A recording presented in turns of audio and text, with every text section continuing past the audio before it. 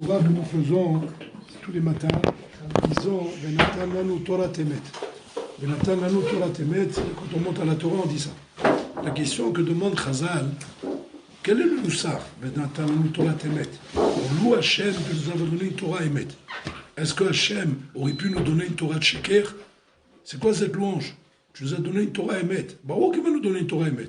Est-ce qu'il y a une Avamina qui va nous donner une Torah de Sheker, Chaz Shalom?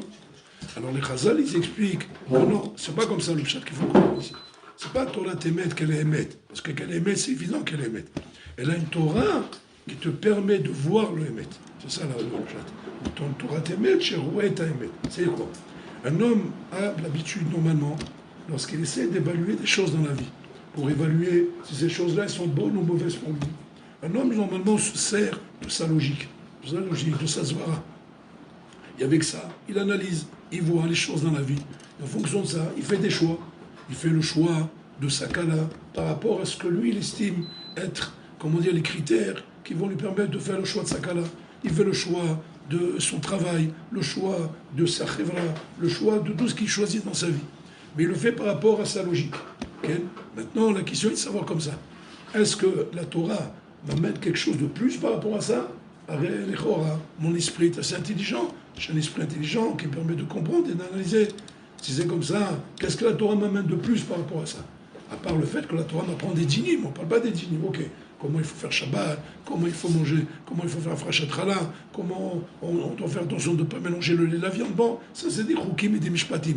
Je ne rentre pas là-dedans. Ça c'est des choses qui ne relèvent pas de l'esprit, puisque c'est des choukim qui n'ont pas de ta'amim.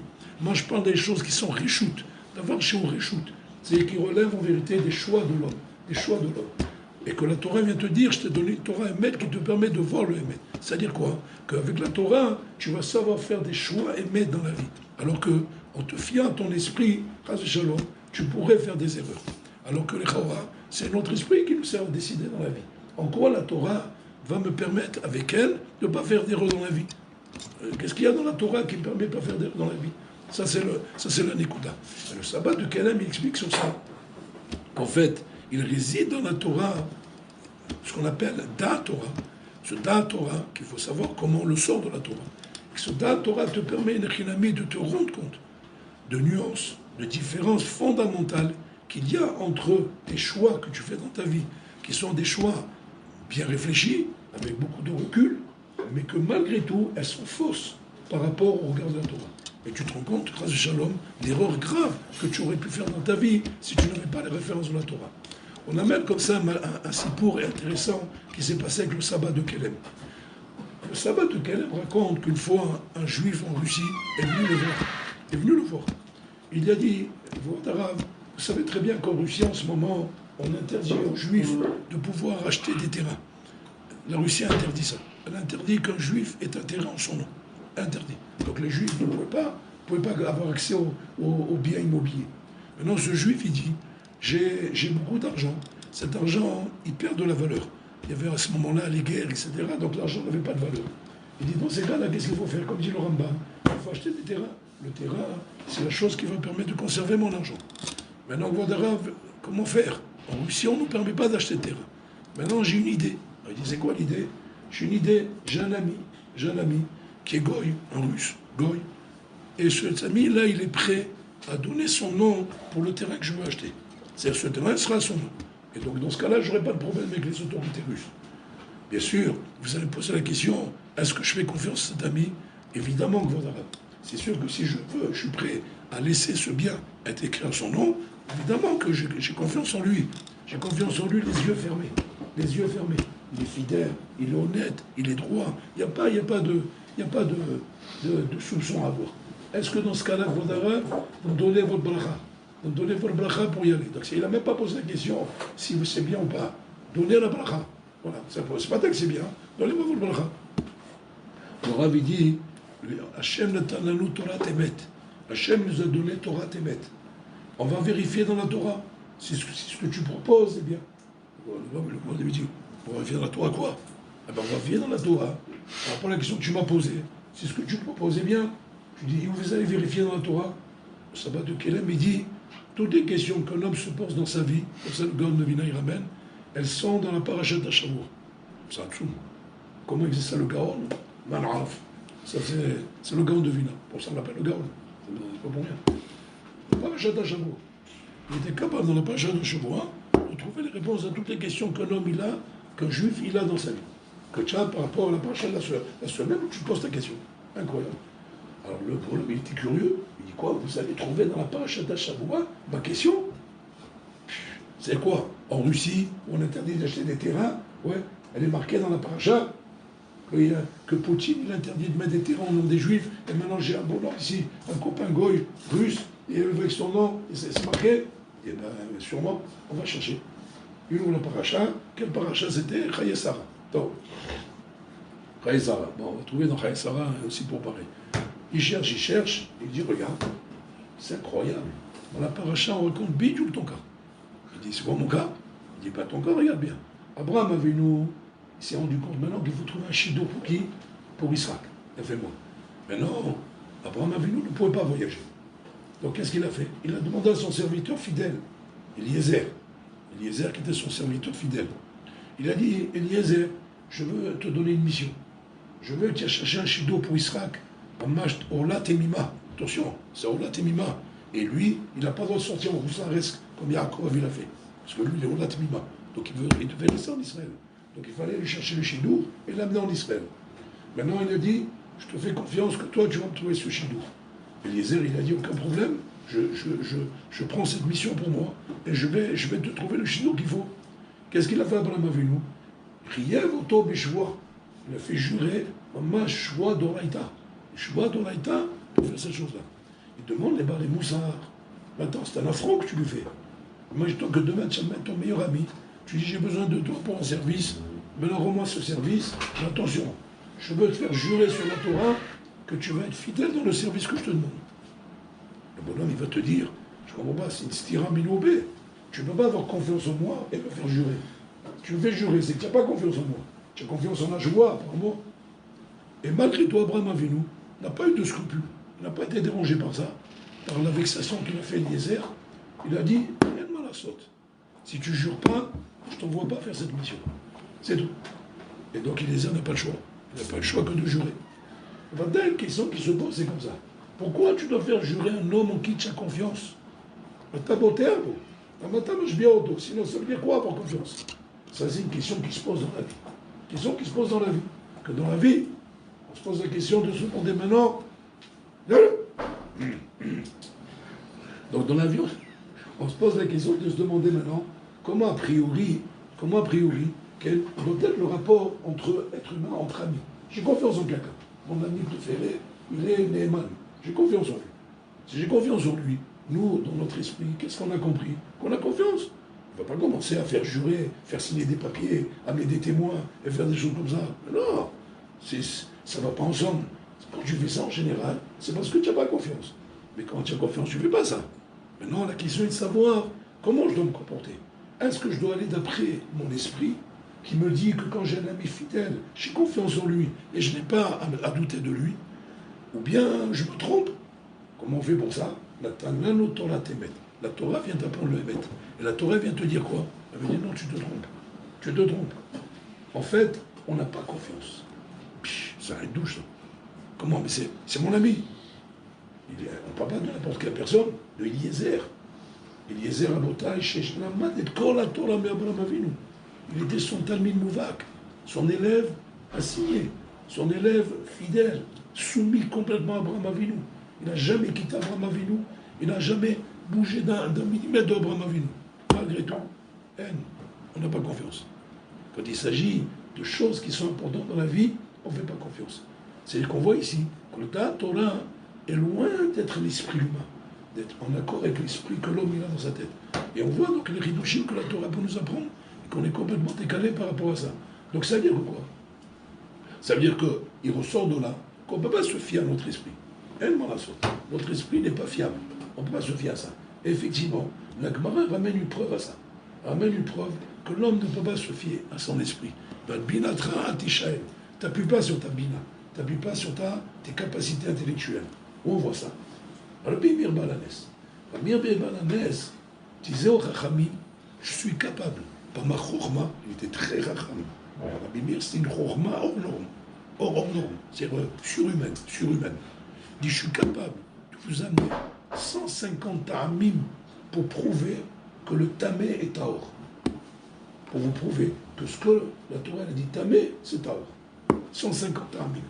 Et je défie aux chachamim, c'est-à-dire la fin défi avec tous les chachamim, pas avec un, avec tous, que qui que ce soit vienne casser mes ta'amim. Et quand il a exposé tout ça, aucun chacham n'a pu casser les ta'amim de Rabbi Meir. Donc on s'est retrouvé avec une question en souma, c'est-à-dire quelque chose qui est tamé d'après la Torah, il a 150 ta'amim pour dire que c'est taor. Alors il dit Rabbi Meir, qu'est-ce qu'on fait maintenant? Il dit comment, qu'est-ce qu'on fait? C'est pas joute. Alpinatra Tishaen. Pour ça, je vous ai amené ça. Pour montrer quoi? On ne s'appuie pas sur sa chorma. La Torah, elle a dit tamé, c'est ça le Hémet. Et alors, et ce que tu as dit, c'est Sheker. Maintenant, je suis Pékéar. C'est tout. Mais c'est Sheker. À Hémet, c'est Sheker tout la Torah. Ça fait peur à Botaï. Ça fait peur. Ça veut dire que tu vois de là qu'on ne parle pas d'erreur qui provient d'un bonhomme qui ne réfléchit pas assez. Parce que des fois, on peut dire, bon, mais c'est normal. La Torah, elle apprend au cancre, ouais, comment il faut marcher. Bon, quand tu as un cancre, c'est pas un redouche. C'est pas un redouche de dire que la Torah t'apprend. Mais peut-être que la Torah ne s'adresse pas à des gens très intelligents. Plus que la norme. Plus que la norme. Parce que quand les gens sont très intelligents, tu ne vas pas venir me dire ce que j'ai à faire. Parce que moi, je suis un homme très intelligent. J'ai fait des études, moi. J'ai fait des grandes études, des hautes études. Mathématiques supérieures, maths-sup, label, docteur en mathématiques, professeur de la NASA, et je sais pas quoi. Ouais, des trucs où le bonhomme, en vérité, c'est clair qu'il sait réfléchir. Et malgré tout, Rabbi Meir, qui fait partie de cette catégorie de gens qui sont capables de trouver des ta'amim où personne ne peut le contredire, et malgré tout, il te dit, Zemouchiar, que à Torah Emet, il va rocher les sheker. Il dit, regardez ce que ma tête elle peut faire comme sheker. Nous ravaillons. Maintenant, attention, ça ne veut pas dire qu'après qu'il a vu que la Torah elle a dit tamé, comme là il a trouvé les ta'amim qui viennent contredire ce qu'il a dit. Non, et je ne les trouverai jamais les ta'amim. Ça veut dire que quoi? Ça veut dire que je peux me retrouver dans un stade où toute ma vie, jusqu'à 120 ans, je ne trouverai aucun ta'am qui contredit ce que j'ai dit. Et toute ma vie, je resterai avec l'idée de dire, bon, cher Olam, j'ai des questions sur la Torah. J'ai des questions sur la Torah. Des questions que je n'arrive pas à répondre. Et on a des questions. On voit dans les Gemarot, tout, des questions sur lesquelles on ne peut pas répondre. Comment on marque là-bas? Ça est Rion Gadol. Ça est Rion Gadol. Voilà ce qu'on te marque. Mais ça veut dire quoi? Bon, au aucun moment on va dire, alors qu'un irait, que la Torah s'est trompée. Ou bien que, non, d'abord casé. Toi, tu te trompes. La Torah ne se trompe pas. Et ça, c'est le pshat, Natananu Torah Tebet. C'est-à-dire que l'ashkafa fondamentale que tu dois avoir quand tu mekabel ta Torah, c'est dire qu'à partir du moment où j'ai reçu la Torah représente pour moi ma marche à suivre dans le monde. Et que quand maintenant, effectivement, je demande la Torah, et que la Torah vient me dire, quoi, ma droite c'est gauche, et ma gauche c'est droite, c'est quoi le chat? Ma gauche c'est gauche, ma droite c'est droite. Maintenant, la Torah dit, non, tu te trompes. Ta droite c'est gauche, et ta gauche c'est droite. Et alors, ben, c'est comme ça. Alors quoi, j'écoute quelque chose que je ne comprends pas, c'est-à-dire, tu ne comprends pas tout. Tu ne comprends pas tout. La shkafa doit être, je me plie à la Torah. Et je ne me plie pas à mon esprit. Ça paraît frustrant quelque part. Parce que c'est très difficile pour un homme de vivre avec l'idée de dire que Albinatra Tishael. Je ne peux pas m'appuyer sur mon esprit. D'autant plus que je vous ai mis une couche à Souma que la Gemara pose. Et là, il va falloir comprendre comment ça marche. La Gemara dit Zvara la Malika. Si j'ai une Zvara, pourquoi j'ai besoin d'un pasouk? Mon cher Olam, c'est contradictoire avec tout ce qu'on vient de dire. Zvara la Malika. Pourquoi? Parce qu'Albinatra Tishael, on vient d'expliquer maintenant. Comment alors la Gemara peut dire Zvara la Malika? Alors, quand la Gemara pose cette question, c'est quoi la question de la Gemara? N'écris pas le pasouk. Je ne comprends pas comprendre ces choses-là, puis Zvara. Mais nous on vient de dire Albinatra Tishael, tu ne peux pas t'appuyer sur ta Zvara. Donc si la Torah n'écrit pas, peut-être je me trompe. Donc quand j'ai un pasouk dans la Torah, jamais de la vie que j'irai poser une question pareille qu'elle Zvara la Malika. Un d'abord casé. Si la Khilami, j'ai pas de pasouk, alors là on va dire ok, bon, on a une Zvara. Jusqu'à la preuve du contraire. On suit nos Zvara. Mais si maintenant on a un pasouk dans la Torah, bah plutôt qu'on va poser la question Zvara la Malika. Ça c'est Kusha le Pshuta à Botaï. Il faut comprendre comment répondre à ce genre de questions à Botaï. Alors ce matin, quand je suis arrivé, je pose la question au Jéjiva. Svara la Malikra, comment ça marche? Comment ça marche ce geste barré? Et rien relié aux avoir casé. Alors on a une Ochacham Meforeshet de Rabbi Meir. Que Rabbi Meir, il t'a sorti 150 parmi pour dire que le Tamil est à or. Et malgré tout, la Torah dit que c'est Tamé. Et Rabbi Meir, il te dit, vous voyez tout là, on ne peut pas se fier à sa Zvara. Maintenant, est-ce qu'on va dire que peut-être quand on a dit Zvara la Malikra, c'est uniquement dans la Zvara d'Achmar? Là, qui ne comprend pas beaucoup. Alors, Zvara la Malikra, là, on dit non, on ne peut pas dire une chose pareille. Parce que Rabbi Meir ou Chacham Gadol, et que lui, la Zvara qu'il a donnée sont des Zvarot, Chazakot, Meod. Et malgré tout, il a fait le Pasouk. Parce que sinon, il aurait prouvé effectivement que le tapé est à haut. Donc tu vois de là que quoi? Que Chaz Shalom, avec même la Zvara, comme Rabbi Meir, quand même on peut se tromper. Parce que et encore plus, comme je l'ai dit, que c'est frustrant. C'est frustrant maintenant de croire que je peux avoir une Zvara et que non, je ne dois pas écouter ma Zvara. Si on te dit que la Torah te dit que c'est gauche, malgré que toi tu dis c'est droite, non, ben c'est gauche. C'est frustrant les Kawa. Okay? Alors regardez, mais comment répondre? Il a répondu comme ça. Réponse Nifla. Il a dit comme ça. Il a dit qu'en vérité, le Inyan est le suivant. C'est que il y a deux cas de figure. Deux cas de figure. Il y a le cas de figure maintenant, au moins, une achilami, j'ai un pasouk. Et je dis pasouk à tout Torah, mais fourrage. J'ai un pasouk dans la Torah. Maintenant, ce pasouk dans la Torah, quand je le vois écrit dans la Torah, alors moi je me demande comme ça, Zvara la Malikra. Moi, si j'ai moi une Zvara, pourquoi j'ai besoin du pasouk dans la Torah? Quel Manissa est un pasouk dans la Torah? Alors en fait, le Inyan est comme ça. C'est que le pasouk dans la Torah, une achilami, il vient t'apprendre maintenant que cette chose-là, elle est comme c'est écrit dans la Torah. Mais que ne va pas croire, chas v'shalom, que ta Zvara, elle pourrait être la référence de ce pasouk. Ta Zvara ne peut pas être la référence de ce pasouk. Seulement la question se pose uniquement quand j'ai la Zvara, j'ai le pasouk. J'ai la Zvara, j'ai le pasouk, alors je me pose la question, Zvara la Malikra. Mais pourquoi la question se pose? Parce que ma Zvara, elle est tama avec le pasouk. Je dis exactement comme le pasouk. Alors après que ma Zvara, exactement, elle est comme le pasouk. Alors c'est la Malikra. La Malikra. Mais si maintenant, je suis dans un cas de figure où je n'ai pas le pasouk, okay? Je n'ai pas le pasouk, et maintenant je dis une Zvara, jusqu'à la preuve du contraire, elle est nechona, jusqu'à la preuve du contraire, elle est nechona. Mais s'il s'avère maintenant que je trouve un pasouk qui contredit ma Zvara, c'est le pasouk qui a raison, et que ma Zvara n'est pas émettre. Ça, c'est la Bimir. Vous avez compris la différence? La différence, elle est comme ça. Comme moi j'ai une Zvara, et que ma Zvara est nachinami, il y a un pasouk, alors là, je peux dire la Zvara la Malikra. Pourquoi? Parce que le pasouk prouve que ma Zvara est nechona. Si le pasouk dit que ma Zvara est nechona, alors il n'a rien à la Malikra.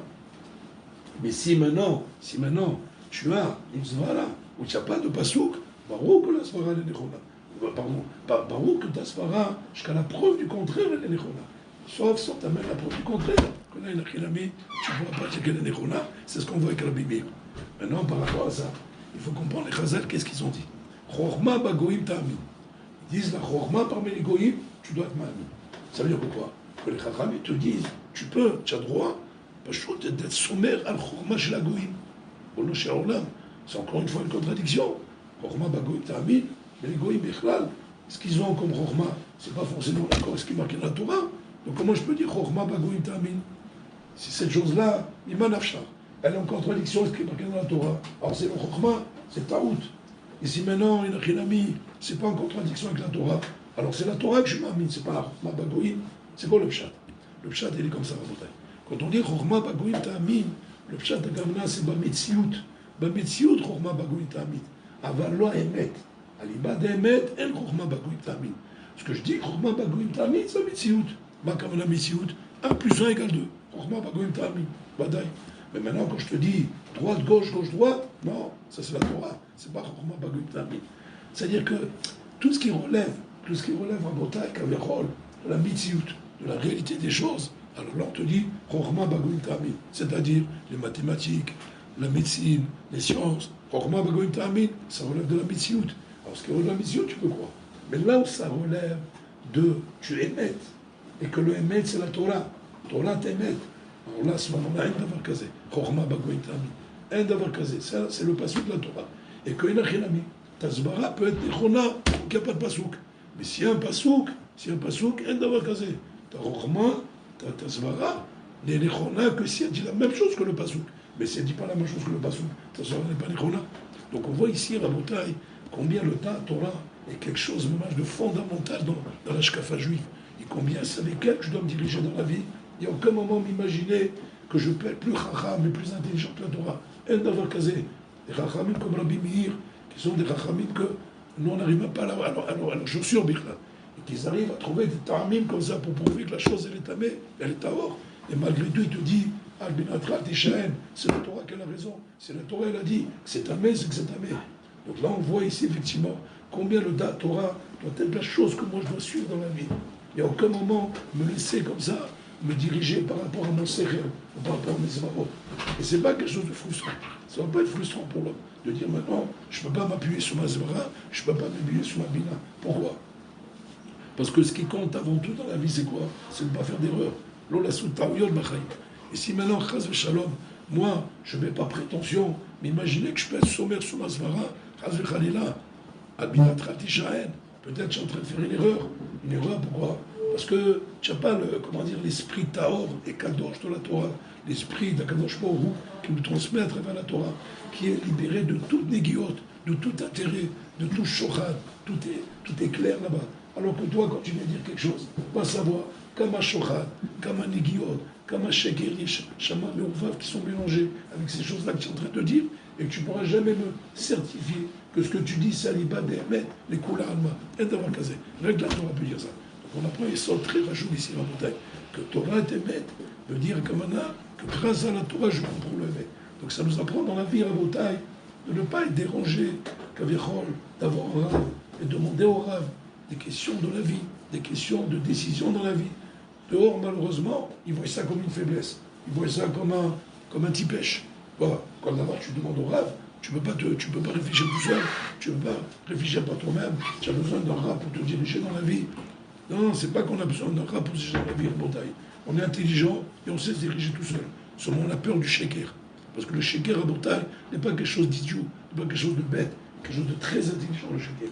Et donc, par rapport à ça, il me faut un point de repère qui soit émette. La seule chose émette, c'est dans ce monde en montagne, ben on l'a chez le sheker, c'est Torah Témet.